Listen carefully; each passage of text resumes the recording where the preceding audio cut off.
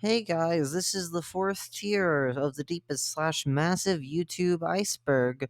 It's the Enthusiast tier. I already gave an explanation of it in the previous part of this tier, where I explained it's basically like the most popular and well known horror videos and stuff on the platform.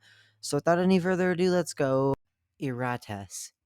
Erratas is a really weird mystery that was probably an ARG, though it was never 100% proven whether or not it was an ARG. But it started from a post on 4chan where someone talked about having seen this word that said Erratas written on a cardboard box at their job in some warehouse.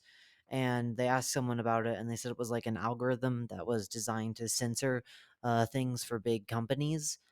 And then shortly after this post, someone else on 4chan talked about making their new genre of music called deep internet, which would sample YouTube videos that had less than 20 views.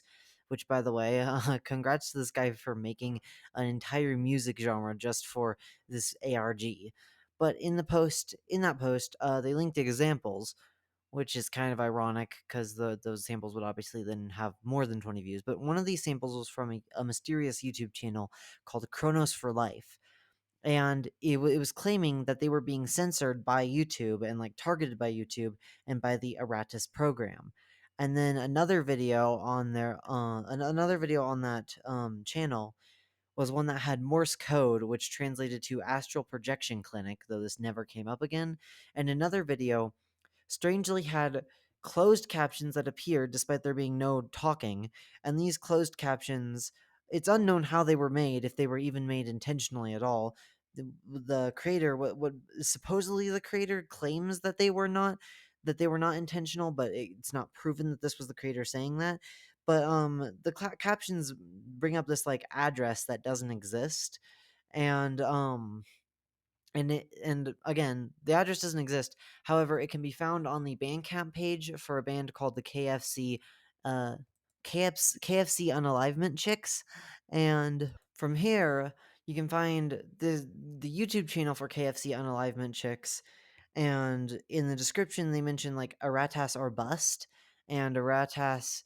Or well, sorry, it was the album was uploaded to YouTube by a different user who had Erratas or Bust in their profile picture, and his name was Todd Ellsworth. And then from there, people were able to track down his Twitter profile, in which they found an image of a police sketch of a serial R worder, and this image became heavily associated with the ARG.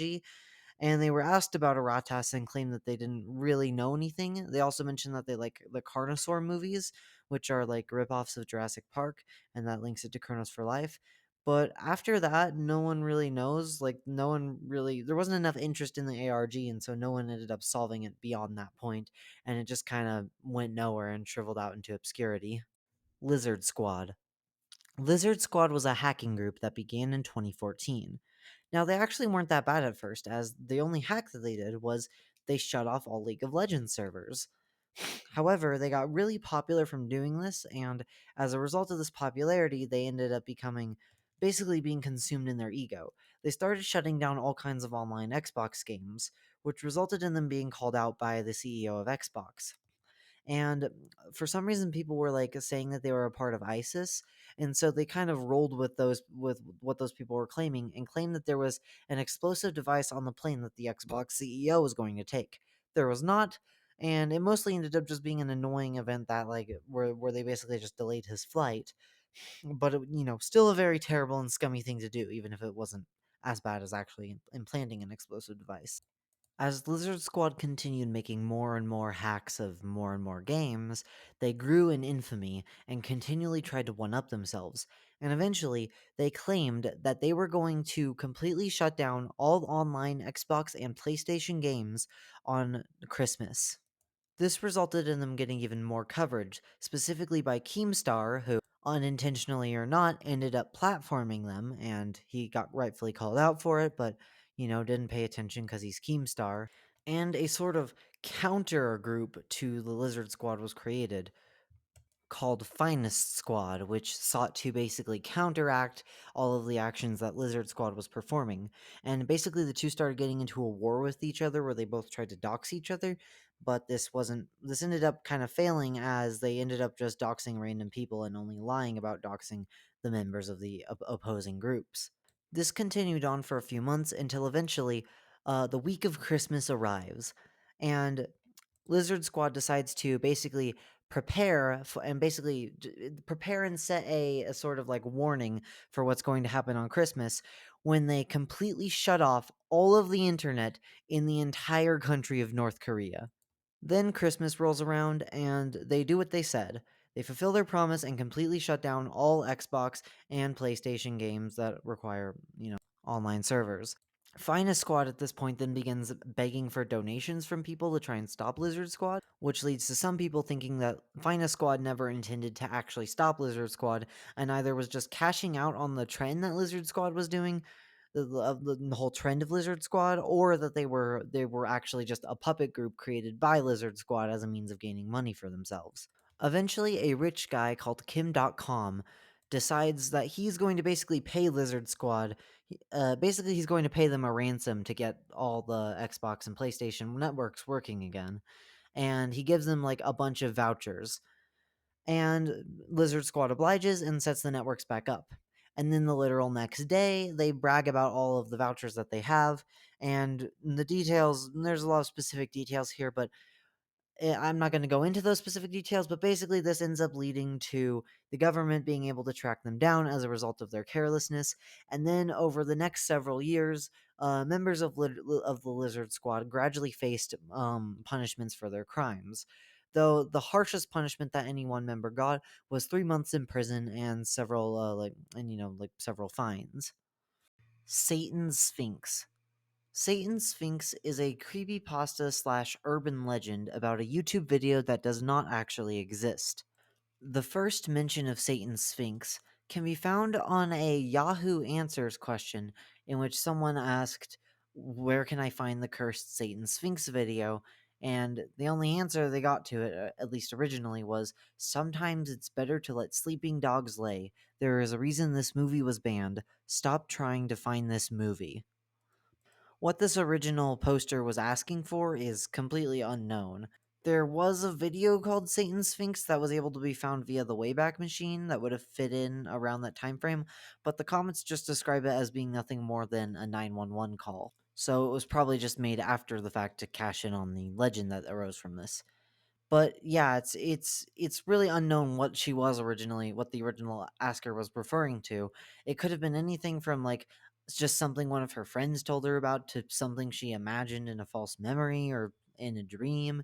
Who knows? But regardless of where she originally heard of it from, this question would then go on to a massive urban legend from it.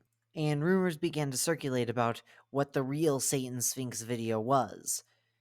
Depending on which version of the urban legend you go with, it's either a video created by the government to be used as part of MK Ultra, which, if you don't know, is a mind control program that the government used during like the 60s for some reason, like in real life. Or it's a Italian snuff film that's just really creepy, or it's, just a generic cursed video that makes you go insane when you look, that was like made for the purposes of driving people insane when they watch it.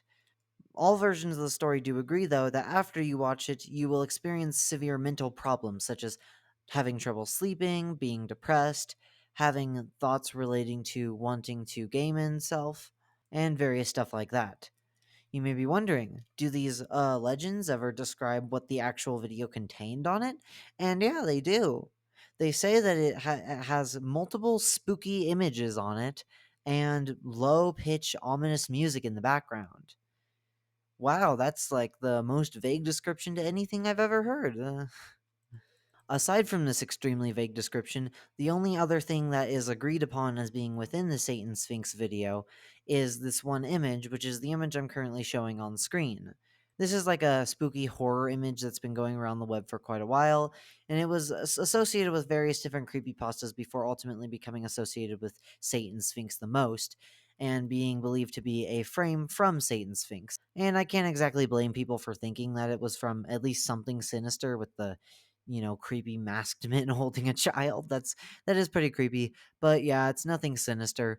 It's actually just the album cover for the album Decade of Dust by the power violence band Hellhorse. Like many of the other urban legends and creepypastas we've talked about so far, there have been recreations of Satan's Sphinx as a video. However, due to how extremely vague the description of what Satan's Sphinx actually has in it, most of these videos are so completely different from one another. The only thing they really have in common is that they're generally poorly edited and are generally exactly what the video described. Just various completely unrelated spooky images that all originate from completely different sources, oftentimes other creepypastas and urban legends, all just passing by one another in the form of a slideshow while slightly spooky music plays in the background. Woohoo. Yrimir Disappearance. Yrimir was a Terraria YouTuber. He was well known throughout the Terraria community for being one of the most skilled Terraria players in the world. In 2015, though, he went missing without a trace. He later returned in 2017, stating that his leave was for a variety of reasons that had all piled on top of one another. Pressure from him feeling like he had to do the channel without really feeling motivated to do it, health problems, and wanting to be with his family more, as well as a nervousness that if he did come back after such a long break, his fans wouldn't welcome him. But eventually he returned, as I already said, and he continued uploading videos, but then later in 2017, he stopped uploading again and took another break, which has not ended as of now. Some people have claimed that he made a post on his discussion page, a feature which YouTube has now removed, where he said that again he was leaving for medical reasons, and due to a medical scare that put him close to unalivement, he wanted to. He basically saw like he basically had like a sort of near unalivement experience that made him realize how valuable his family was and want to spend more time with them. And thus he decided to quit YouTube indefinitely. However, he did state that he does want to return at some point if possible. Although again, this is all just alleged claims. Found on the Tape. This is a YouTube channel which was presumably attempting to create an ARG, however, it didn't actually end up making it that far and basically just got cancelled essentially, for reasons that are still unknown. And because it was cancelled so early on, no one really knows what it's about. The YouTube channel only uploaded 3 videos, which are all filmed in like a sort of VHS tape style of filming, as the name would imply, and they all take on this sort of grayscale appearance as well, and are very distorted. The first video doesn't really show anything that out of the ordinary, it's just a dude filming like a group of girls in an elevator, but then at the very end of the video, there's this face that appears to be unalived with black voids for eyes peeking through the rails of a staircase. The second upload shows a combination of footage of people just like walking around in fields and the same weird eyeless monster, except now on a full body, chasing down the filmer, as well as this other like weird multi-armed creature, and a code which we'll get back to. And then finally, the third upload is probably the most interesting, as it shows footage of someone walking through a sort of underground cave system slash vent shaft thingy. It shows a map of said cave system vent shaft thing, and it shows this weird white pointy object that is like leaking fluids with symbols next to it. And these symbols have not been deciphered even to this day. And by the way, this series came out in 2011, so no one has been able to decipher this in over a decade. The real thing that makes this series special and separates it from other ARGs is that it was not just a video series, it was an incorporation of video games into the series. If you decipher the code from the second video on the channel, you get taken to a file which, when put into Half-Life, gives you a map for Half-Life, with said map being this room that's like this sort of abandoned room with like various different objects found throughout it that would imply that someone had once been living there, even though it doesn't look like, like an actual bedroom or anything like that. And the player is stuck inside the corner of the room, unable to move, unless they're able to like hack into the game's files and make it so that they can move, in which case they'll get jump scared by the face upon trying to leave the room. From there, if you emailed the no, sorry. If he, the creator found on the tape, he in a community post sent the viewers of his channel yet another code, and this code could be deciphered to lead to his email address. And if you emailed him, he'd send you the download file for another game. This one being more of like an actual traditional game, where you actually have an objective. You're trying to crawl through this vent system, hiding whenever there's a cave in, and are trying to make it to this one long pipe that you fall down in. A blank white screen, and this would end the game. Eventually, Found on the Tape emailed 10 random people who had emailed him and sent them a link which led to another game. This one very similar to the previous one, though there was no earthquaking to hide from. And towards the end of the stage, where you're about to reach, when you're about to reach like the vent that leads to the ending of the game, you can find the room from the first game, except now you can actually interact with it and the objects within it. Although the door is still impassable, as now it's blockaded by boxes. Then Found on the Tape created another binary code and posted it on his community tab. And if you decipher it, you get a link to another game. Again, it's just you crawling in the vents. However, it's much more expansive this time, and the drop does not actually cause the game to end, but rather allows you to reach a new area with a bunch of bodies and bones on the floor. And here you can find another drop, which will take you to this dark area where you get hunted down by the eyeless creature. And that was the last game Found on the Tape ever made. The series was so short and only reached a fraction of the potential it had to become a full-on ARG that there's really isn't any meaning anyone can derive from it or any form of a story. Meat Sleep.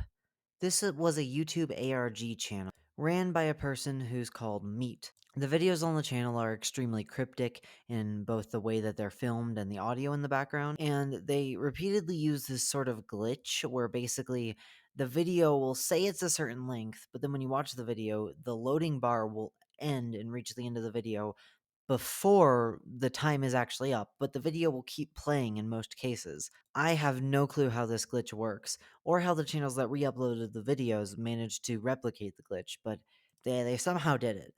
And that's far from the most unique or interesting thing about the channel. Some other things I really like about it is like the filming style, specifically in some of the earlier videos, as it just feels weird and robotic almost. And of course, the channel's themes. There's definitely, I think there is a story going on the channel, though it's very hard to decipher, and the channel did end early for reasons I'll discuss in a second. And so if there is a story there, it's incomplete. But from what I can gather, there seems to be two people fighting for control of the channel, Meat and Skin. And that's basically the extent to what I can make out. That and like Meat is, he's a serial unaliver and a cannibal. And Skin might be like a victim that escaped, maybe. Again, it's very hard for me to tell. But the reason this channel got shut down was because a bunch of like babies that didn't understand that this channel was fictional, even though it's obviously fictional, because if you were a serial unaliver, why the hell would you post videos about that on YouTube? That that would probably draw a little bit of suspicion. But yeah, a bunch of babies got upset and thought that his channel was real, and so he and a bunch of other, well, when I say he, it's actually a group of people, but, yeah, I'm just saying he because I think Meat is, male, but, as the character Meat.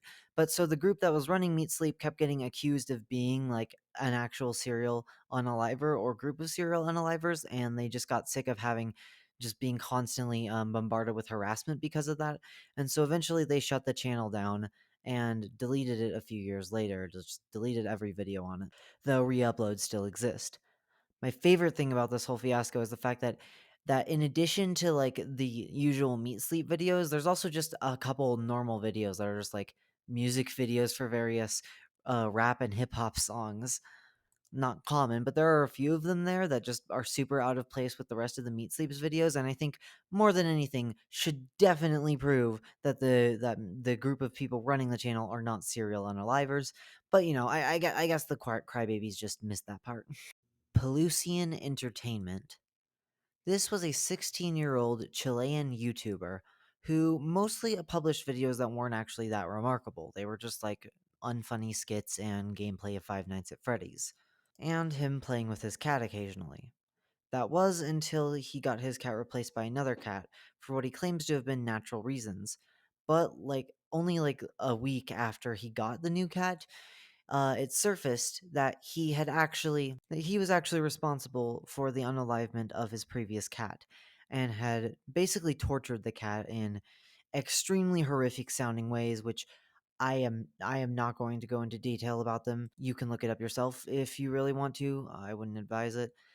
And what's worse is that he did this basically just to like basically just to prove that he was going to do this, to like just to prove that he could do it pretty much to someone like that he was in an argument with online. Truly a terrible person. And apparently the Chilean government though did not think that, because apparently if you're 16 in Chile, you're technically a minor and you can get off scot-free from crimes like this.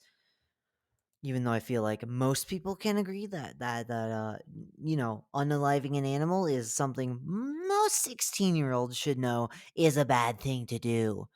And what's somehow even worse than that is that YouTube, at the very least, YouTube should be able to terminate his YouTube channel. And for some reason, they didn't until like a year ago. And this happened in like 2016, and it took them so many years just to delete the channel of a cat unaliver. Great job, YouTube. Oh, and supposedly videos, because Peluchin, being the sick individual he is, recorded videos of himself actually performing the torture on his cat, and these videos were uploaded to LiveLeak. Now, again, LiveLeak has been taken down, so I can find it on LiveLeak if I wanted to. I'm sure they might have been re-uploaded somewhere, but I don't want to go looking for them for two reasons. One, because gore sites are just filled with viruses, and I don't want to have to look at a gore site unless I have to because of that reason. And the other just being because it's a cat. That is the one thing I actually just find too disgusting to watch. That and like dogs. I'm fine watching like human stuff, of course. That's fine. But just cats, they're just too cute. I can't see them being hurt. That just really hurts. I'm not gonna do it.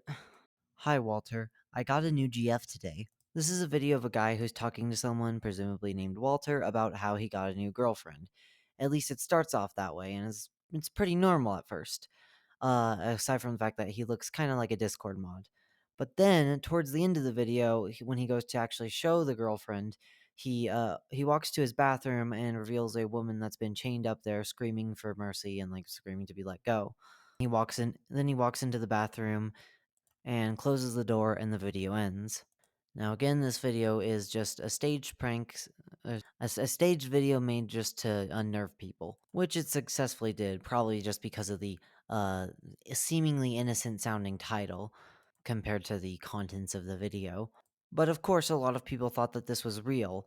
But there was actually more of a reason for people to think that this was real than there were for most of these horror videos, and the reason for that being mostly due to a very unfortunate coincidence, where right around the time that the video was released, and like shortly before then, a woman who looked vaguely similar to the woman in the video had gone missing, and due to how blurry and hard to see the woman it is in the video, one can easily mistake the two women for each other.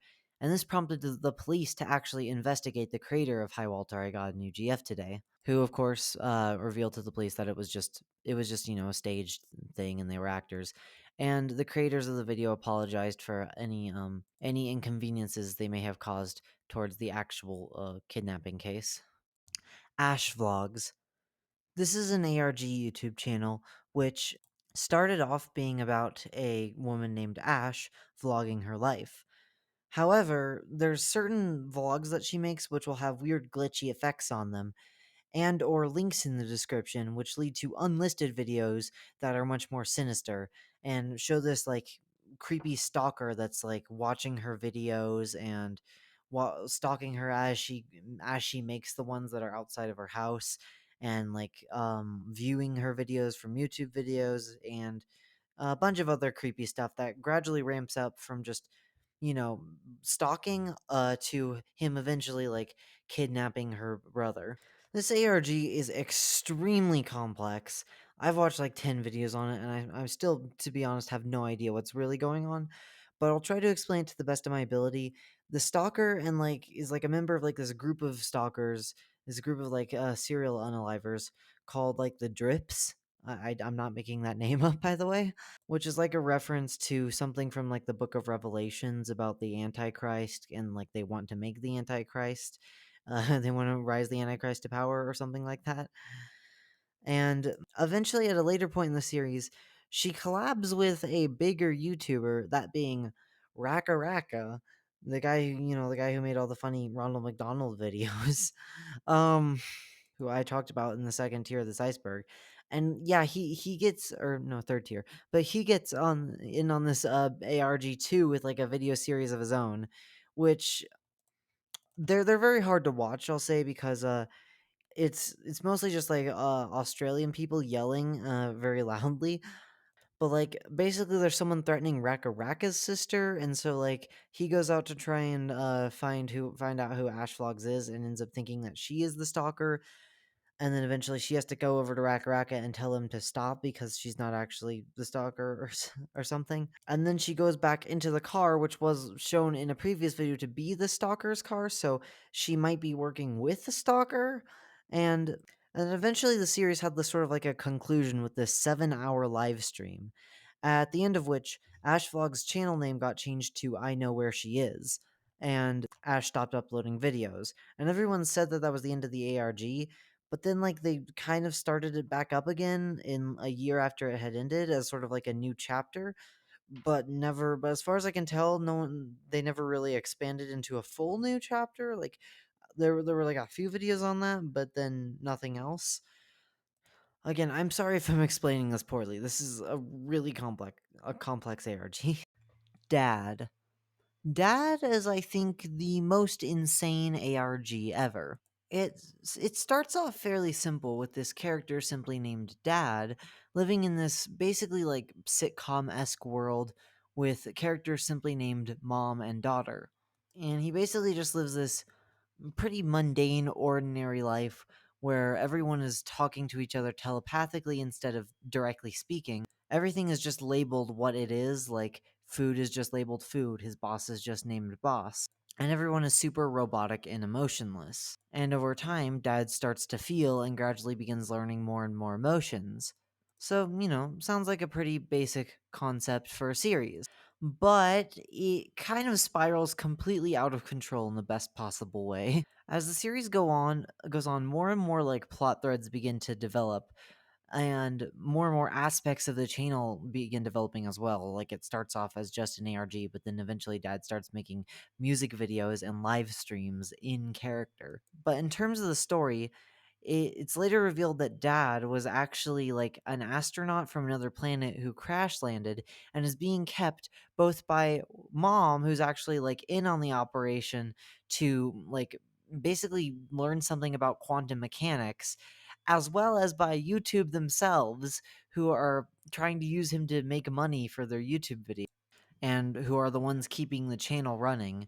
And then there's also this like detective called Old Carl that's just like investigating them, and that really hasn't gone anywhere yet, at least. And then there's also this like other guy who like keeps presenting characters with tarot cards and warning them of what their actions are going to cause in really cryptic ways. There's also multiple different versions of Dad as like robots, and like a co-pilot to the ship that Dad was on, who did not get any like form of amnesia that allowed him to be imprisoned by YouTube. And then there's also a bunch of YouTubers that cover horror channels and ARGs and stuff, such as like Nightmind and Nexpo and even MatPat, all covered Dad's channel, obviously. But then Dad started calling them out and saying that they were members of a cult, and then in universe, the YouTubers that he called out appear in the series as themselves, who are in fact dark cultists. And then there's also the guy who plays the character of Dad in real life is also a character in the series. Then there's also like this quantum lady. I'm still not entirely sure what her deal is, but she's voiced by Iron Mouse. But except she's not actually Iron Mouse, unlike all the other characters who are voiced by their YouTuber self that are actually that YouTuber. No, she's just an actual series character that just happens mouse. And then the series like the series' last episode has the entire universe collapse in on itself and like I think get remade. And when I say last episode, I don't mean like the ending of the series. I mean, the last episode so far, and the last episode of only Act 1 of Season 2. So this series isn't even close to being done, and we've already gotten to the point where it's ended the universe. This series is honestly so insane that at some points I was genuinely wondering whether this was like an actual ARG or like a meta commentary on the state of ARGs or something. It's really good, and you should. It is kind of long though, but it is a good series, and you should definitely watch it and catch up with it so far if you want to be caught up for when the new episodes come out. Probably soon, hopefully soon. Outside In slash the center of YouTube. This is an animation in which two people discuss how if you were capable of using a substance that was able to pass through itself, but not so far to the point where it overlapped on itself and essentially snapped, you would be capable of turning a sphere inside out. And the video is them explaining how to do that through both their voices and the animation that accompanies them. The animation has become really popular due to a few reasons. One, it's kind of surreal, both the way the two voices are just disembodied and echoing throughout this void, which is all dark and animated in like really low budget slash early CGI looking. And then there's also the fact that the two beings, the way they talk to each other, it feels like two elder gods discussing the physics of a universe that they created. And another thing that makes it weird is the fact that it feels like the way the two voices joke with each other combined with how the animation looks makes it feel sort of like this kind of like one of the animations you'd see in math class in like elementary school, despite the fact that the concept they're talking about is extremely complicated. And not something that elementary schoolers would have any comprehension of. And as a result, it feels like an education film that you'd show to elementary schoolers from like another universe where this kind of weird, complex physics slash geometry is commonplace and is something that kids could understand easily. So, because of the video's popularity, as well as the fact that it's one of those like deep into YouTube videos that you find when you when you're basically like watching videos at like 3 a.m. and are just going down a rabbit hole of suggestion after suggestion, it's gained the nickname as the center of YouTube. PlasmaMasterDon. PlasmaMasterDon was an old man in his 60s and 70s at the time he ran his YouTube channel. He was battling an unknown illness, and because of this, he sought to basically use his YouTube channel as a way of like having something to like live for, having something that would bring him happiness. And what he would do in this YouTube channel is he would sing and rap, and he would cover various different songs as well as create new songs for viewers that requested it. Because of how friendly he was with both his fan base and just in general, and as well as the fact that he was just considered by some people to have like basically grandpa energy and be like when he was like this like cute old man that sort of acted like as a parental figure to probably a lot of people that watched him, he got the nickname of YouTube's grandpa. However, his reputation would change in 2020 when a user on the r slash morbid reality subreddit discovered that he had recently assaulted a minor by attempting to grab his without consent, which resulted in his reputation absolutely plummeting. And shortly after it was discovered who he truly was, his fan base turned against him and he quit making YouTube videos, stating it was for health reasons, which might have been true, might have not been, as only a few months later he pass away. Olivier de Sagazan. This is a French performance artist who, as you could imagine, for him being on this iceberg at all, has pretty weird and oftentimes disturbing performances in which they almost always involve him covering his face in either clay or like mud and creating a sort of mask. And he repeatedly remolds this mask with water and sculpting tools. Sometimes he'll burn it with lighters. Sometimes he has other people that are also doing the same thing. And he acts like super like animalistic, I guess you could say, as he does it. Like he doesn't talk, he just sort of grunts a lot. And his channel has probably become most well known because of one particular video, which was taken and used as basically an accompanying video for the creepypasta Gateway of the Mind, which is a creepypasta about like these guys who believe that if you remove all of your senses as a human, you'll be able to see God. And so they find this old volunteer who hates his life, and they, perform medical procedures on him that removes all of his senses. And then, he sees God, he says some spooky stuff, and then the creepypasta ends. One of Olivier de Sagazan's videos got associated with this. I don't really know why, because it doesn't match up with the story at all, but it is definitely creepy, and it's probably why he's on tier 4 as opposed to like tier 7. Naked yoga slash NSFW tutorials. These are both ways of essentially getting around YouTube's anti-nudity policies. Because the reason that YouTube bans nudity and stuff is because it's usually in an explicit context. However, people basically found loopholes because if nudity is used in a non-explicit context, it is fine to be on YouTube, like if it's for artwork or something. And so people essentially were able to basically take that and then make videos where they teach people yoga, but while naked, which is the thing people do in real life, not super commonly. But because this is technically an educational video, it doesn't get marked as being, being explicit by YouTube's censorship bots. Though it does get heavily buried by the rest of the algorithm, and it's hard to find videos like it hard to find videos like that without directly searching for it or finding it in a playlist. And similarly, not safe for work tutorials is another loophole to this thing, where people will make tutorials for things like shaving pubic hair or breastfeeding or stuff that is not inherently explicit, but still involves nudity, and as such, it's able to pass YouTube's censorship bots. My dad's tapes. This is an ARG that completely and utterly failed. If you go to the YouTube channel, My Dad's Tapes, you'll see that the videos are labeled from 1 to 88, but multiple videos are just missing or out of order. And there's at least 22 that are missing from the order completely, probably more. And I don't know why they were deleted. My best guess is maybe the creator of the channel got embarrassed. And as for what these actual videos entail, the series actually starts off relatively good, where basically it's this dude who found tapes that were locked in his basement of his deceased dad, and are recorded by his deceased dad. And these tapes, they show like him kidnapping and unaliving women.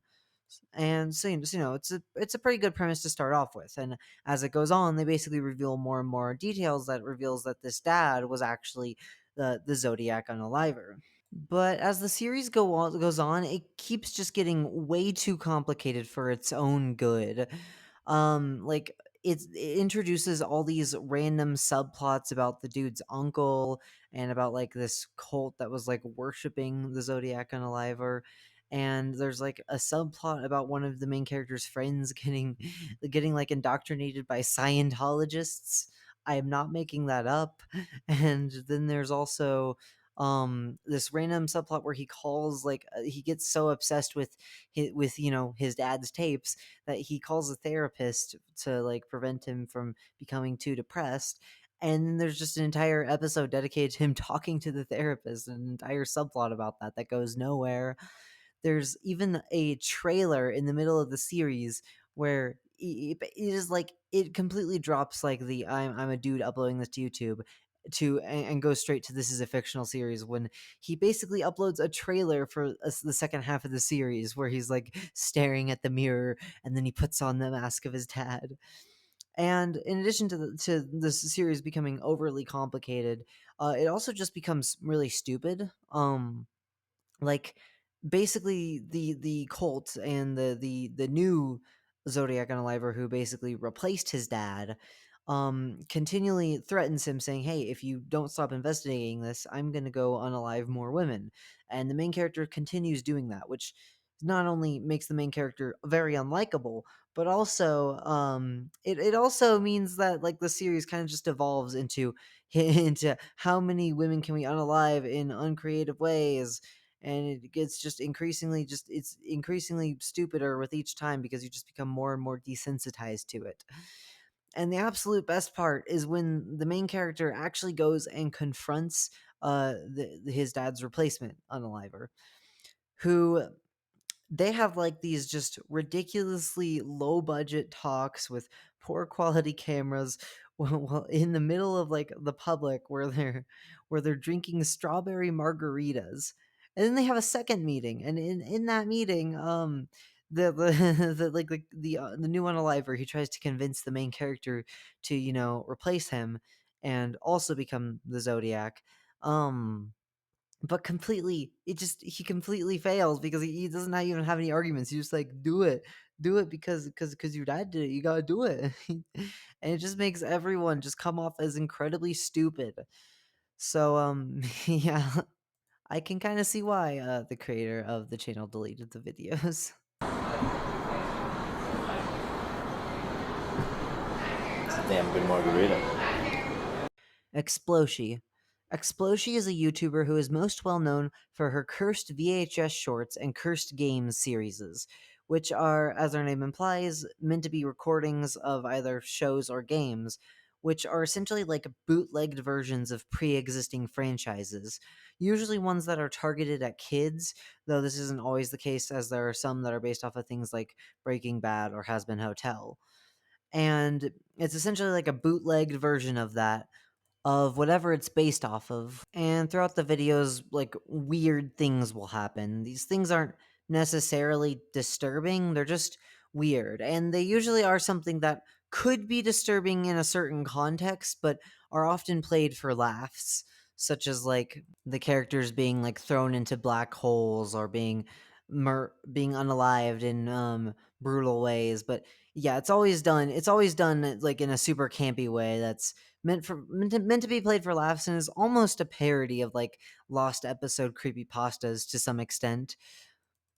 This isn't the only thing she makes on her channel though, as she also makes music. She makes 3D animations.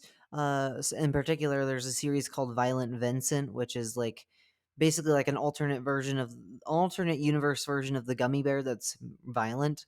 A series of like commercials and VHS tapes about this company called Soul Corp, which is like a company that specializes in trying to bring back the unalived. And she even has like just a few random like skits and stuff on her channel. In fact, one of them is Scott Cawthon versus Yandev, which is I actually used as background footage in one of the previous videos of this Iceberg series when I talked about Yandev, so that's cool. Teddy has an operation. This is a short video in which a surgeon cuts open a teddy bear, and inside there's all this like fake organs and viscera, and as well as a lot of like children's things like bonbons and toys and crayons all stuffed inside. And the doctor takes out all the bad stuff and replaces it with good stuff and then seals the teddy bear back up. All the while, a sweet narrator like talks over it, explaining what each of the things inside of Teddy do and how they contribute to his emotions, and why the doctor has to remove them or replace them with something else. Saudi Arabian police encounter a real witch. So this is a pretty self-explanatory film. There are these two guys driving in a car, which, by the way, there's really nothing anywhere showing that there are police in the video, but they drive in a car through the desert, and eventually they see this uh, old-looking woman with a lot of brown hair and like a white robe on, carrying like a wooden staff, and then she starts running at them, and they start screaming and driving away. And yeah, that's it.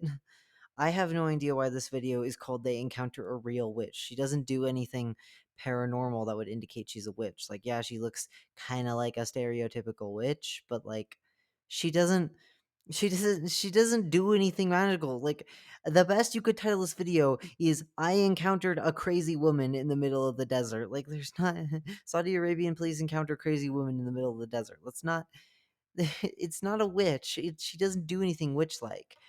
And what's even funnier is that the re-upload of this video that titles it and claims that she's a witch um is a re-upload. The original video was an art project, and in said art project, they described in the title of the video it being a djinn, which makes even less sense, I think, because again, still doesn't do anything super weird or mysterious, and she definitely doesn't look like a djinn, at least as far as I know what djinn are supposed to look like. Grave robbing for morons. This was one of 4 videos found on a compilation DVD called Ensuring Your Place in Hell. Despite being on DVD, Grave Robbing for Morons specifically appears to be this really grainy, poor quality VHS style video. And as for what the actual contents of the video entail, it's this guy in a warehouse holding a skull and basically teaching you how to grave rob, from finding the right graves to undigging the graves and finding the bodies, to finding which parts of the body are the most valuable, to extracting those parts correctly and closing the graves back up and not getting caught, and what to do if you do get caught and how to escape. Yeah, he goes into a lot of detail over the course of 26 minutes. And he holds a little skull with him to like demonstrate certain parts that deal with the actual handling of the body. However, though, you've probably been able to guess that it is fake. Because the skull that he holds, if you look really closely, though it is kind of hard to see through the grainy quality of the video, it is a fake skull used by like medical students. And if that's not enough proof that it's fake, the someone later found the actual grave robbing for morons, just the tape, not with any of the other videos on ensuring your place in hell, sold by a company called King of Witches. And this company basically says, yeah, we make videos that look very similar to like old VHS tapes, but they're actually made in the modern day. So yeah, that pretty much confirms it that grave robbing for morons is fake. It's just a like little horror film basically. Let Me Hear Your War Cry. This is a video which is based off of a scene from the movie Metal Jacket, where like this drill instructor is yelling at the soldiers he's training and being like, "Let me see your war cry," and then they yell really loudly. And this video takes that scene, but it photoshops these really disturbing baby doll faces over their faces, which have these elongated mouths, and then replaces their screams with just weird, distorted baby crying.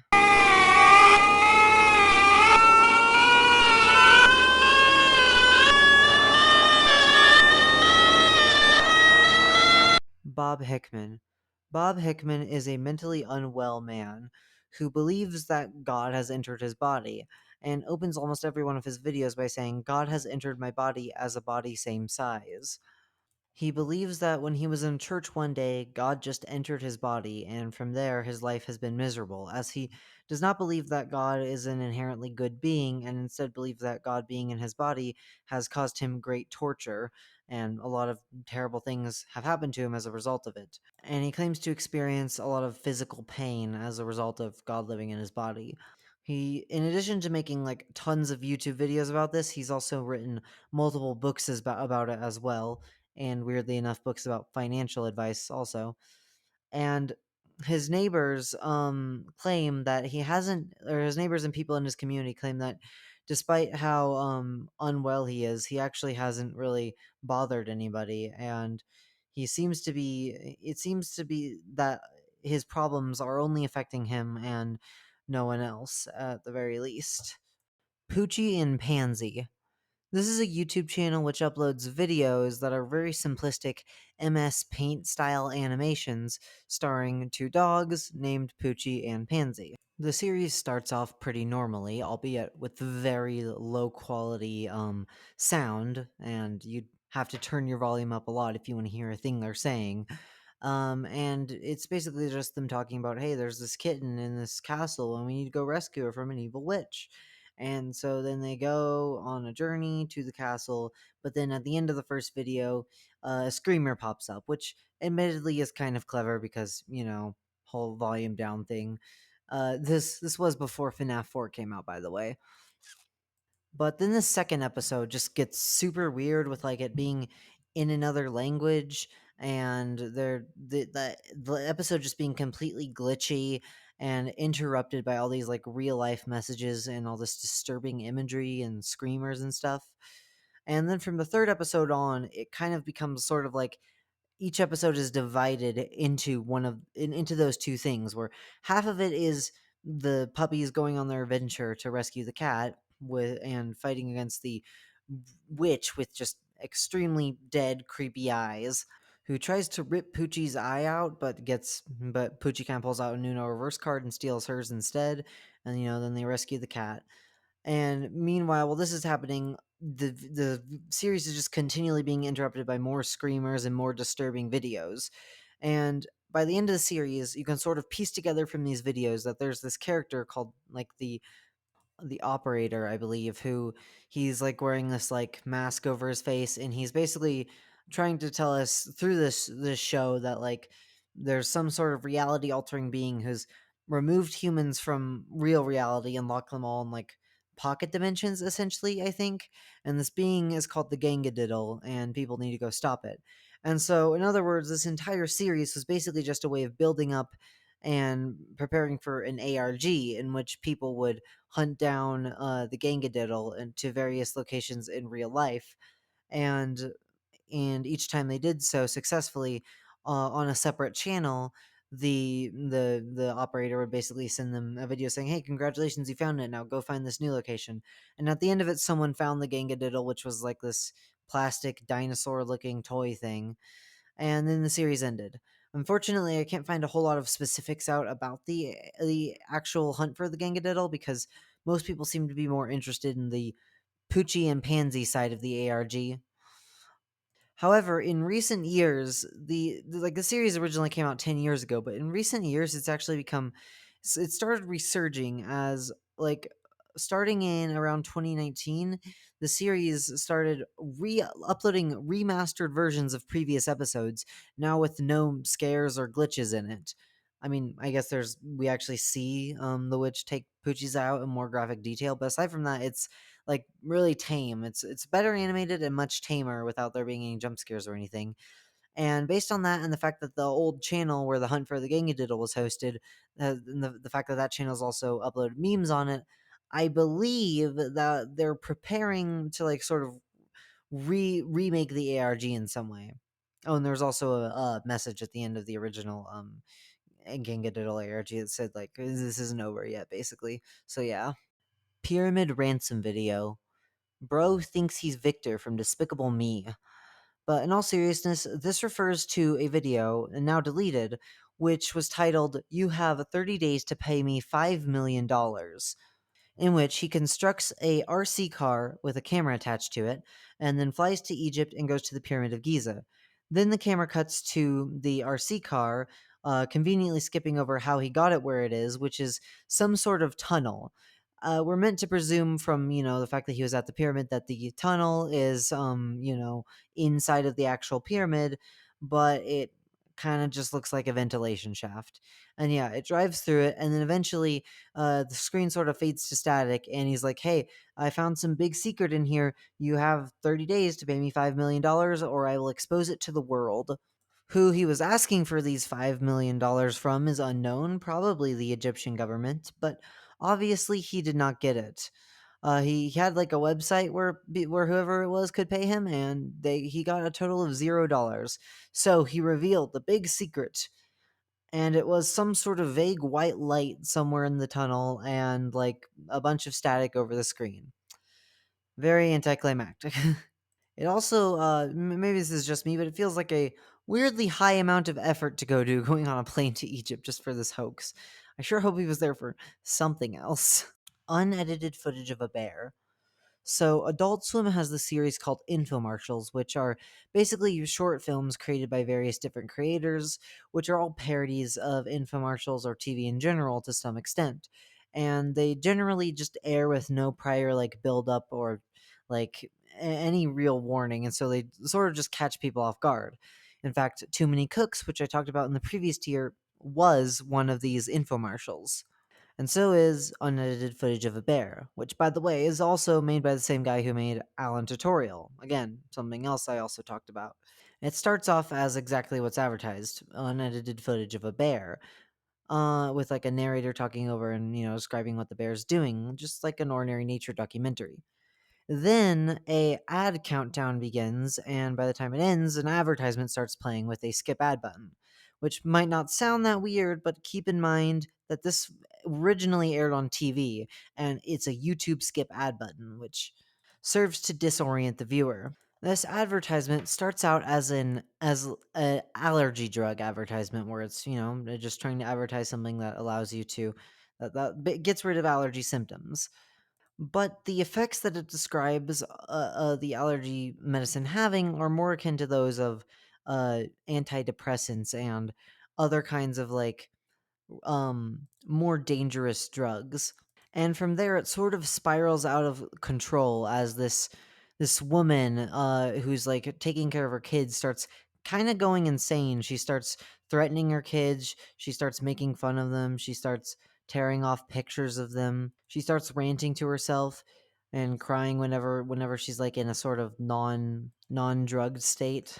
And eventually, by the end of the short film, we see the woman now covered in ketchup, walking up the doorstep of her house, and the police coming in, with the implication being that she unalived her children as a result of the addiction. After this infomercial aired, you could actually go to a website that Adult Swim created, which it basically allowed you to explore the house of that was seen in unedited footage of a bear, with there being various different secrets you could find that revealed more about the story. But I don't think it really takes that much to deduce what the at least what the moral of the story is, which is yeah, it's essentially making fun of and warning against the usage of drugs, even if they're medically prescribed, and the way that doctors will overly prescribe types of medicines, even if it's unsafe. Homunculus videos. Homunculus is a concept and term that originates from alchemy, and it's very vague and has a lot of different meanings depending on the specific context and place that it's used in. But for the purposes of this entry, it basically just refers to an artificially created human. And there, with it being this sort of mystical thing, obviously there are people on YouTube who are going to try and fake a homunculus creation and pretend it's real. The YouTube channel that is most well known for creating homunculus hoax videos is a YouTube channel called Kagsdielnet, which is Russian for how to make. And they have a 22 episode long series in which they try to make homunculuses. It starts off with them injecting their sperm into chicken eggs, and it creating like these little blob-like creatures which die pretty quickly, either by him crushing them or naturally. As the series goes on, though, he eventually manages to create like homunculi that can actually survive, and puts them into these tanks where they sort of grow into even more weirdly shaped blob creatures. And yeah, he just kind of monitors and raises them. 7AwsomeKids. This was a YouTube channel which featured 7 young girls partaking in various different sketches and other types of content targeted at children. There were also a variety of sister channels that were all owned by 7AwsomeKids, which featured different kids and different types of content targeted at different people. These other channels being 7 Perfect Angels, 7 Fabulous Teens, 7 Cool Tweens, 7 Futuristic Girls, 7 Twinkling Teens, 7 Gymnastics Girls, and 7 Epic Dancers, and their most well known channel, which was even more well known than the main channel, 7 Supergirls. These channels were all run by a 50-year-old man named Ian Rylett. And as you could imagine, a 55-year-old running multiple channels, all featuring minor girls, did not go very well. And it was reported that he would often make inappropriate and uncomfortable jokes around the girls. And eventually, he went into a hotel room with one of them and was supposedly teaching her how to shrink her breasts so that they were less visible and so that she looked more childlike, I guess, and obviously did extremely disturbing and creepy things while he was doing that. The specifics of which I do not want to get into. And she, of course, reported him. The man was then arrested for, you know, assault, basically, as well as child exploitation, and every single channel he owned was then deleted, though many of the girls who were in the channels now have their own separate YouTube channels, albeit nowhere near as successful. RedKeyMon Missing. RedKeyMon was a YouTuber who created gaming videos primarily centered around GTA 5. In 2015, though, he just mysteriously stopped uploading without any prior warning or notification about the fact. Then, 2 years later, he commented on the situation, stating that he had just lost motivation to continue uploading and had only recently gained that motivation back. But by the time he gained that motivation back, he felt like the window of opportunity had passed. And so he's probably not going to make videos for at least a little while. And he did say, however, that he's not sure if he'll ever come back or not, but he does want to come back, though he has not uploaded anything else since that last video in 2015. Daisy Brown. This is a YouTube channel and series which is sort of divided into two parts. The first part being the actual videos themselves, which are about the titular character, who is like this girl that grew up in an abusive household with a mad scientist dad who created this sort of genetically bred abomination called Alan, which is represented by a puppet, a paper mache puppet in the series, and it's this like sort of grotesque monster that she carries around and treats kind of like a baby. But as the series grows on, it gets bigger and bigger, and it becomes less of a baby and more of like an abusive sibling. And Daisy starts like breaking down more and more as a result of it. And then the second half of the series is told through the closed captions, which basically explain like the backstory and like the interactions between Daisy and her father, scientist. Max Headroom WTTW pirating incident. Max Headroom was a character from the 80s who was supposed to be like the world's first AI generated talk show host. He wasn't actually AI generated, but like as a character, he was designed to look like he was created by CGI and designed to basically be like an artificial person. And he was essentially a parody of other talk show hosts at that time. Now, what this entry refers to is an incident in which someone hijacked a signal. They hijacked a TV signal and started showing videos of themselves wearing a cheap Max Headroom mask and saying various different phrases that Max Headroom was associated with, and having someone else spank their butt with a fly swatter. The video it's kind of weird, and if you're a kid who happened to stumble across an upload of it to YouTube, yeah, it's a lot more weird and kind of disturbing. And so a lot of, people in like Gen Z have actually seen this video despite the fact that it was from the 80s and have become traumatized by it. To this day, who actually caused the hijacking is unknown.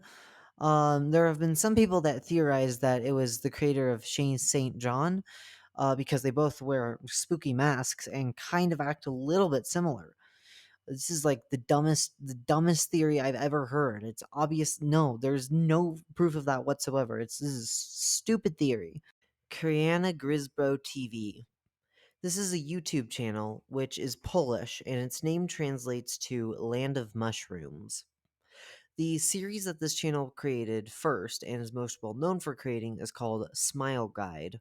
This series is sort of meant to mimic like a early like late 80s early 90s like like low quality TV show, and it is kind of structured like that as well, with it having these characters who are all trying to supposedly teach the viewer to do things, with each of the titles of the episodes being something like how to followed by a noun, like how to apple or how to child, except it's less like a traditional TV show and more like a TV show, but everyone took a lot of mushrooms while they did it. because it's just super strange and surreal, and there's oftentimes like a lot of images and audio that just kind of like flashes across the screen for seemingly no reason, and it all just combines with the nonsensical actions the characters perform to make it just come off as this super weird experience. Also, the characters themselves are much better, as the main character is Agatha, this girl that has like fake eyes taped over her own eyes. And there's also this creepy squirrel named Maggie that keeps reappearing, who is labeled as the devil in one of the episodes, so that's pretty cool. And then there's this other dude with fake eyes over his eyes called the Jeans Man, who has a music video on their channel for some reason. And then there's also Agatha's mom, who never appears directly. There are a lot of theories as to what this series is actually about, ranging from it's like representative of like a mushroom trip, hence the name, to something that's sort of like some sort of representation of like a post-war society, because like mushrooms is in mushroom clouds, and this show is clearly meant to mimic shows that aired during like the late Soviet period of Polish history, to it being about like the girl being abused or r-worded because of like the way she stabs an apple in one scene, and the repeated usage of imagery involving female organs, all the way to just it's just completely meaningless and there isn't any deeper meaning. However, I think the theory that I like the most is the afterlife theory, which is the theory that the mushroom land that Agatha is in, is effectively a form of purgatory where she's trying to escape her sins. And this is like this theory is boosted by the fact that throughout the series we see her demonstrating each of the seven deadly sins. She demonstrates pride, as in one of the episodes, she makes fun of the viewers and says that she's like better than them, basically. And she demonstrates envy, as the words jealousy are literally displayed on screen at one point. She displays wrath as she gets mad at Maggie and this doll in one of the episodes. She displays sloth as she's sleeping at the beginning of the episode of one of the episodes and has to be poked awake by the jeans man. Gluttony is shown by her devouring an apple, and as well as being like called a fat cow in later parts of the series. And lust is shown by like this sort of vision close to the end of the series, where she basically has a vision of like a prettier version of herself, as well as possibly the repeated usage of female organ imagery showing up. Greed is the only sin that I either can't find, that either she didn't commit, and so there's no like visuals of her committing a sin of greed, which would be sort of, and that's like intentional, because there's supposedly like there's only 6 episodes of the series and not a seventh, so maybe it's like that's the one sin she didn't commit. Either that, or I'm just not looking hard enough for greed. And the series like ends with her sort of ascending. The other characters in the series all represent like some being that's sort of influencing her journey through purgatory. Maggie is like the devil, obviously trying to tempt her back into sin. The jeans man is either like a soul trap with her, or alternatively, I think he is like who led her into. There's obviously references to mushrooms, so I believe that the jeans man was like sort of a bad influence on her that led her to taking mushrooms, which led to her unalivement, and hence why she's in purgatory. And so it sort of like represents her sins from the world. This is also like further enforced by the fact that he wears jeans, which apparently were like a symbol of rebellion in Poland during its Soviet years, which I couldn't find really anything backing that up. I only heard about that in like Nexpo's video on this. So don't quote me on that. It might not be true, but anyway. And then Agatha's mother is like her not accepting Agatha's, because Agatha's mother basically kept her like super closed in as a child, and because of that Agatha was unprepared for the world, and that's what ultimately led her to fall under the influence of the jeans man. And so Agatha's mother blames herself for this whole situation, and she's like sort of not coming to terms with it, and is kind of in her own side story, which gets a sort of epilogue like conclusion that's separate from the rest of the Smile series and is a lot less surreal. After the Smile series of videos ended, the channel continued uploading just spontaneously, just really random things for a couple of years. But recently, they've built up hype for this new series, a series called Indistinct Chatter, and only one episode of this series has come out so far, and it came out 6 months ago, and it is really good. It's sort of like this weird world where it's like kind of like the whole Toy Story thing of something comes to life. These things come to life when people aren't watching, except instead of toys, it's like TV characters, and they're all meeting in this sort of weird intra-channel space, like all these commercial characters and show characters, and it's there's like these weird demonic creatures that also show up. I think they're called COTNs. They like show up throughout parts of it, and the series' namesake comes in under like sort of the. I'm not sure if I entirely understand this, but I believe it's the guys that this series is recordings of these shows during like a phenomenon called Instinct Chatter, in which like weird phrases are repeated. And in like the first episode, there's a scene where like the screen entirely fades to static, and you just see like this old guy rushing at the screen screaming, "Have you ever seen a cow?" It obviously, like, only one episode of it is out so far, but I really like it and I hope they make more. Imaginedom's old videos. Imaginedom is a very interesting content creator. They began using their YouTube channel as basically a way of stating philosophy and sort of asking philosophical questions, usually using creepy videos with some sort of disturbing gif, like a baby with its head rotating and glowing black voids of eyes. Well, while like text appears above that explaining what like the message of the video is. Now, Imagine Dumb grew up in a very poor country with abusive parents, and because of this, he developed a very pessimistic outlook on life. Most of the videos state either messages about basically existential messages about Christianity or material messages about like reality.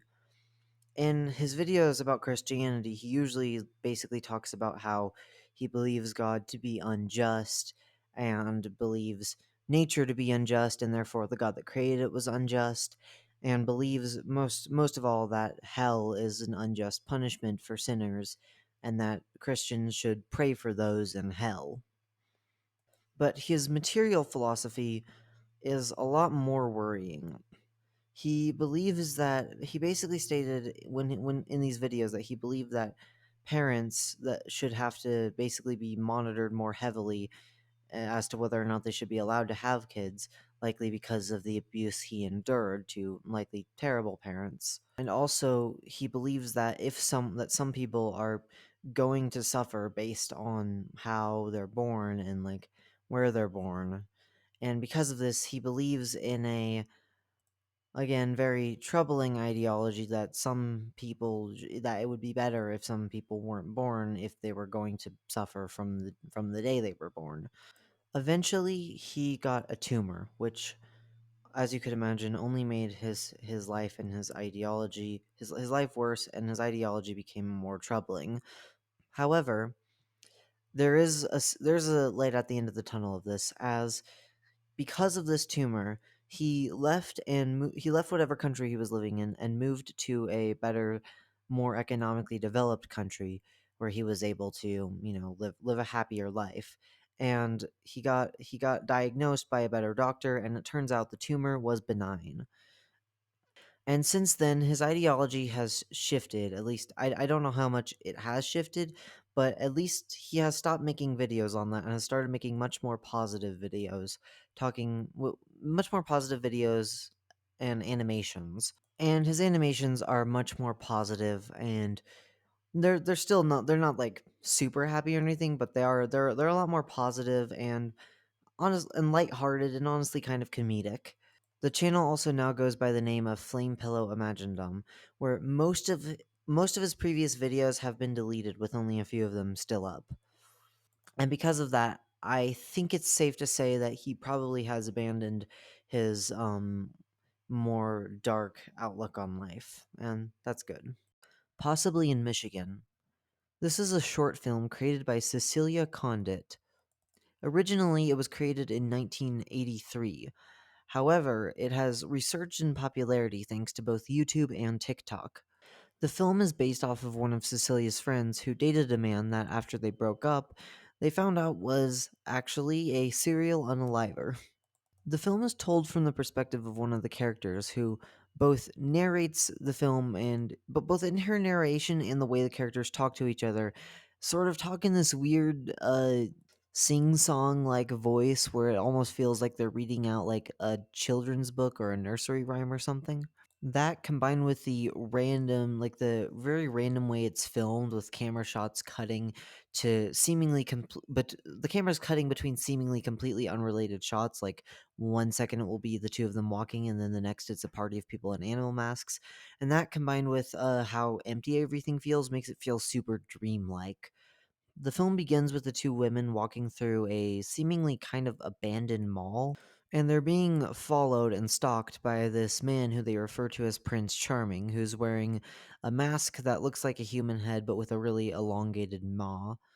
During this part of the film, the women sing two songs, one of which is sort of like a really weird like flashback about one of their aunts who put a dog in a microwave, and the other of which is them singing about the stalker as he chases them through the mall. With the second song being labeled Animal Cannibal, though that's not its official name, and being a song that went sort of viral on TikTok.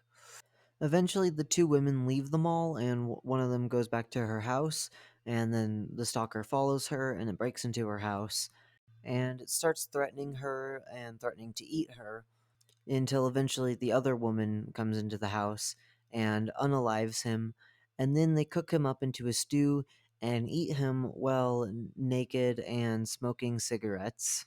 While the movie again is based off of the creator's friends' experiences, I I think it also a lot of people think that it is also a message about like the way women are treated by society versus how men are treated. And some people say that it might also have like messages about like homosexuality in women because of like the last scene where they're, naked and eating a guy and smoking. Creepy ads. Yeah, this entry is pretty self-explanatory. Anyone with couple $1,000 to spare can just put up any one of their videos as an ad on YouTube. So, unsurprisingly, a few people have used this to put pretty creepy advertisements up. Some particular ones that come to mind would be the Nun advertisement where they have like a volume, like a phone volume thing pop up, and it like messes with the volume a little bit, and so you think, oh, what's going on? Is my volume down? And then you turn your volume up, and then the Nun jump scares you, and it had to be removed. There was someone that re-uploaded Bob Hickman's videos as advertisements. There was this one creepy Christian children's broadcasting show that was like really low budget and kind of gives off like analog horror, don't hug me, I'm scared vibes.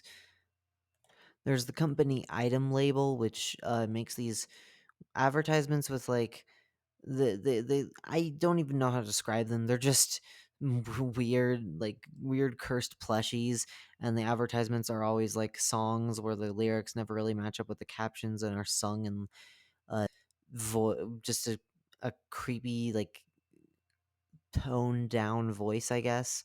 There's these two YouTubers called Boxhead and Dr. Itch, both of which are creepy YouTubers in their own right for different reasons, but they both like wear a mask, and Mr. Box will sort of like rant about society, and I'm not entirely sure about Dr. Itch or what his deal is, but regardless, they're both creepy YouTube channels that put a few of their videos up as advertisements. And then there's even this like two TikToks I found that show creepy advertisements. One of which is just like 2 hours worth of creepy distorted screen and like some kind of distorted music, I guess. So it was probably just some experimental band or something advertising would be my guess. And then this other advertisement I'm playing in the background now. And I really wish I could tell you anything about it beyond the visuals, but these idiots keep screaming over the fucking audio, and I can't hear a damn thing they're saying. Can you not wait to commentate on it until after it ends? Yeah, I can tell it's creepy. You're not helping anything. My name is Head. What the fuck is this YouTube ads? They have not given me anything to buy or to go to. Right? What the fuck is that? No websites. What the fuck? What's going They've never given me a website. If I was never like sent a phone tripping, What the fuck? I would. Brad Pitt's a What chair. Best songs I have ever heard. This is a fucking YouTube ad. Stay here with you forever. You can, Brad. All you have to do is believe. Oh, okay. Wow. Bizarre. What the fuck? What is this for? Right? I'm sure. Like, what is it promoting? What is what? To be continued. What the fuck do you mean? JewWario. This was a YouTuber who used to work for Channel Awesome, who eventually unalived himself using a GUN in the bathroom. And because of the way he was viewed by the other members at Channel Awesome as like this charismatic, friendly guy that like everyone looked up to, he received a lot of tributes to him from people that were both in Channel Awesome and YouTubers outside of Channel Awesome as well. However, shortly after this, two women came out with allegations against JewWario of assault of the S variety. And they actually brought these allegations up to Channel Awesome before JewWario committed self-game end, and they were basically ignored because Channel Awesome didn't want to hurt their reputation, and Channel Awesome covered it up. But when these two women did come out after JewWario's unalivement, the Channel Awesome actually listened and basically had to admit that, yeah, JewWario was a terrible person who had done, what I previously stated. Catastrophe Crow / Crow 64. So picture this. You're just watching ordinary YouTube videos about video games, whether that be Scott the Woz or Ant Dude or whatever else. But then you see a video that catches your eye, one by Adam Butcher titled What Happened to Crow 64. The thumbnail is a bearded man with glasses who looks just like any other YouTuber holding up a game cartridge that has been blurred away, and in the background you can see gameplay that appears to be of a Nintendo 64 game with a crow, and the Nintendo 64 logo in the top right corner. You click on it, and he talks about this lost game called Catastrophe Crow 64. And he talks about the troubled development of the game and about how he lost members of his family, and this eventually led to him committing self-game end before the game was finished, and the game never really came out of development hell. He then pulls out his copy of the game that he managed to find, and he begins playing it. It starts off as any ordinary Nintendo 64 platformer. He's, running around as this crow, collecting objects and platforming around. He commentates on the gameplay, but as it goes on, his commentary becomes it's not the best commentary. And eventually he states that he isn't very good with commentating over gameplay and is probably going to stop commentating. And after he says that, his commentary slowly fades out and the video becomes quieter. And then the crow enters this empty building, and you can hear phone calls ringing in the background. And the crow eventually starts going into progressively more disturbing areas of the game as the ambience becomes more and more disturbing as well. That's when you realize this isn't a real game. This was a beautifully created horror video leading into an ARG.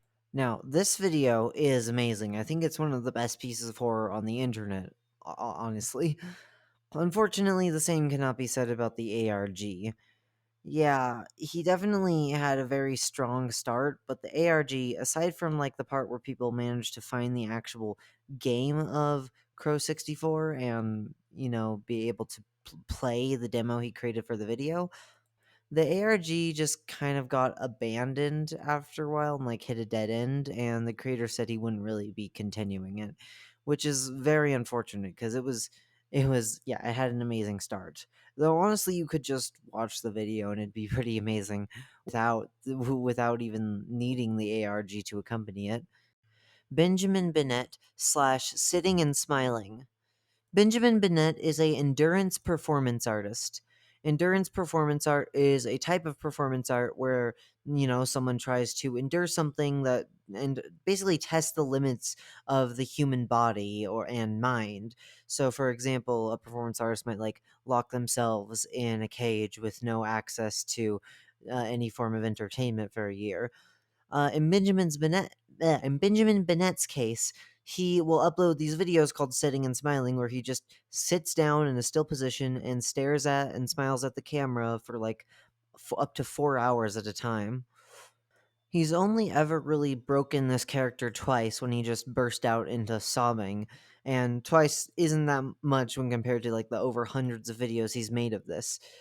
And he's even stayed still and just sat there and smiled while pissing himself and being crawled on by bugs, and even during a home robbery at one point. In one of the episodes, like a home robber just breaks into his apartment, is like, "Is anyone here?" And then he just sees the dude sitting and smiling, is like, okay," and then leaves. um his videos are considered disturbing by some people, and yeah, it's fairly obvious to see why. I mean, it is kind of uncanny the way he just sits and smiles. But yeah, it's just performance art. FPS Russia. This was one of the biggest GUN tubers on the platform, as they were able to get access to like a very large amount of high quality, very deadly weapons. However, the channel eventually ended when one of the two members was unalived. Who unalived them and why they were unalived is still unknown to this day, and there have been a lot of conspiracy theories that have sprung up about it. I don't want to really talk about those conspiracy theories because I like not being hunted down by the government, and everything I say is a satire and a joke and in Minecraft, and I have no desire to unalive myself. Question mark, explanation mark, / unsearchable videos. Yeah, you can make a video completely unsearchable if you either title it symbols that are not picked up by the algorithm, like, for example, punctuation marks, or if you simply title it a single letter that is, just like A or N or something. Because, I mean, you can search it at that point, but it'd be very hard to actually find it amongst the sea of other results if you just search the letter A. Question mark explanation mark is the most well known of these unsearchable videos. It's created by the YouTube channel 121KN, and it can be found by searching it that way.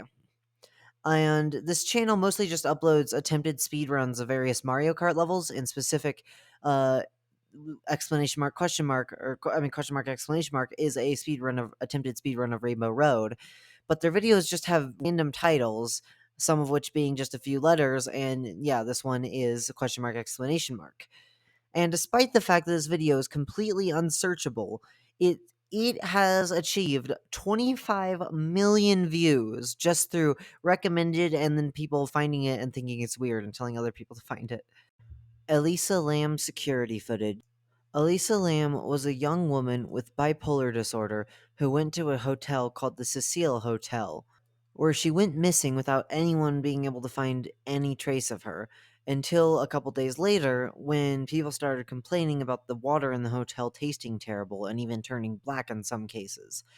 And then the hotel's water tanks at the roof were examined, and they found the carcass of Elisa Lam inside of one of these tanks. And no one has any idea how she got there. Because how would they claim that the doors to the roof were locked? Which I am willing to at least believe that the hotel was lying about that for legal purposes. But how did she open the tank, get inside of it, and then lock herself in? And why? And if there was someone that forced her to do that and was unaliving her, how come there's no evidence of that anywhere? And a lot of people have sort of theorized about this and theorized that this is some sort of paranormal entity causing this, because there really aren't any logical explanations people can find. It's still a very unsolved case. And part of what has led to these paranormal investigations is the footage the security camera footage of Elisa Lam in the elevator, which shows her acting very nervous and fidgeting with her hands a lot and acting almost as though she's hiding from someone. And this has led to theories that she's like, hiding from an unaliver, or that she's having like a bipolar breakdown, or is like on medicine, like took an overdose of medicine or something, or that she's being haunted by ghosts, or that she did this like I believe it's a Japanese horror game called like the Elevator Ritual and accidentally summoned a ghost that way. Yeah, there's a lot of theories related to it. Happy Anniversary slash 112 Dirtbag. This involves a real life missing persons case of someone named Mara Murray. She was a med student at a college, and she started acting really weird before her disappearance. She basically ignored her boyfriend and said that she would talk with him later. She called the school and said that she was going to leave because of she was going to leave because of like the unalivement of a family member, which never actually happened. So she just made it up for some reason. And she started doing a lot of research into like condos in other locations, almost as though she was trying to move or run away.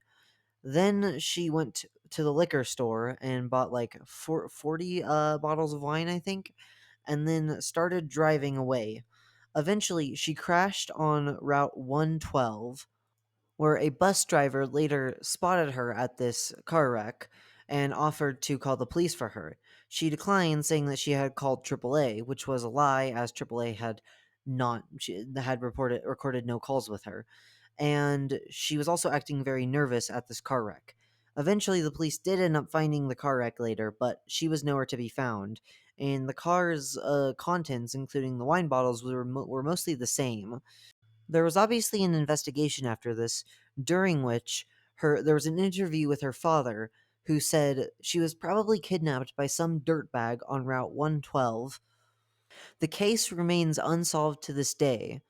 So fast forward 8 years after the case came out, after she went missing, to the day, and a video titled Happy Anniversary was created by the channel 112 Dirtbag, in which this creepy guy in a poorly lit room says happy anniversary and then laughs like a maniac.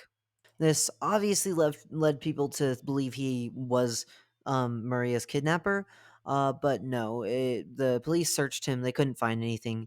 He's just a crazy dude trying to insert. He's just the crazy dude that has an obsession with like missing persons cases and was trying to insert himself into this one either for attention or because who knows why.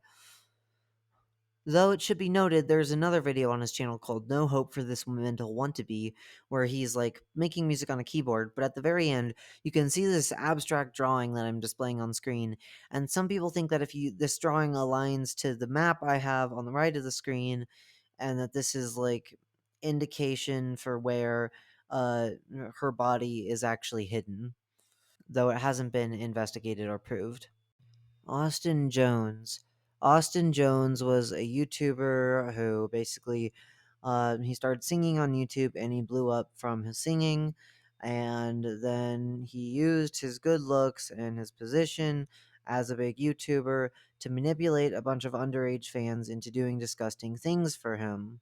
And then he got outed by one of the fans when he asked her to twerk, and she said she didn't know how to, and he sent a video of himself twerking to teach her, I guess. And then she sent it to everyone else, and people found out who he was from there, and he got arrested. Mumkey Jones. This is a YouTuber who was around during like the golden age of YouTube, when like demonetization hadn't really cracked down. He was like one of the edgy YouTubers alongside YouTubers like Filthy Frank and iDubbbz. But when we normally think of edgy YouTubers from that period, we mostly think of them using like dark humor and like basically just saying things that are racist or borderline racist, stuff like that. But no, this guy just straight up made jokes about school, bad things happening in schools, and about mass unalivers. He was always making fun of them, but it was still very edgy content, which obviously resulted in his channel. He didn't have to just simply change his content. His channel got completely nuked from the platform, and he had to start a new channel called Simmy and Jimmy, and where his content has become much tamer. Her Son Can't Stop Growing at Night / Life of Luxury. Okay, Life of Luxury is one of those channels that just makes bad kids horror content. Though, as far as those kinds of channels go, they're definitely the best at what they do. But being said, their videos are hilarious and very fun to make fun of. Their videos all follow pretty much the same formula. They receive a call from some girl, and this girl's like, "Hey, there's something in my house. It's really spooky. Police did nothing for some reason." And then she comes to their house. They interview her. She explains it further in depth. Then they drive to the location. Parker, one of the two dudes, is like, "Yeah, we're gonna go there." And Chester's like, "Dude, why are we doing this? I don't want to do this." Like every time, he's always upset about having to do his job. Eventually, they go to the house, and they either stay in the car while monitoring the house from cameras, or they sleep in the house together in a bed, 5 feet apart from each other because they're not gay. And then the creature will start. We get like footage of whatever the spooky creature is doing something. It's almost always just like a guy covered in tape. But eventually it starts attacking the person who's in the house. Parker and Chester wake up. Chester immediately puts on his sunglasses despite it being the middle of the night, and then they run. They like get chased by the monster for a few minutes, and then they drive away, and the conflict is unresolved. That's pretty much all their videos in a nutshell. Her Son Can't Stop Growing at Night is their most viewed video, where it's like a woman whose son turns into this weird Slenderman like creature. And I'm going to be honest, without context, it is definitely one of their better made videos. And just the footage of him growing into this creature and walking into her room is kind of unnerving. In context, it's just hilarious. It could be. It's a fairly decent horror video if you just take that one clip from it and strip away its context, as I have seen some people do. Finally, for the last entry of this video, we have Haunt, a very simplistic, short stop motion horror film about this little girl who's like a doll, and she goes into her room and she sleeps, but she's scared to sleep because it's dark. But then at the very end of the video, we see like this creepy ghost woman trying to break into her room who has like a torn up face, and we only get to see her for a split second. All right, we are about halfway through the 4th tier, so I'm going to end the video here. And, then I will work on the second part of the 4th tier. I don't really know what else to say in this outro. Bye.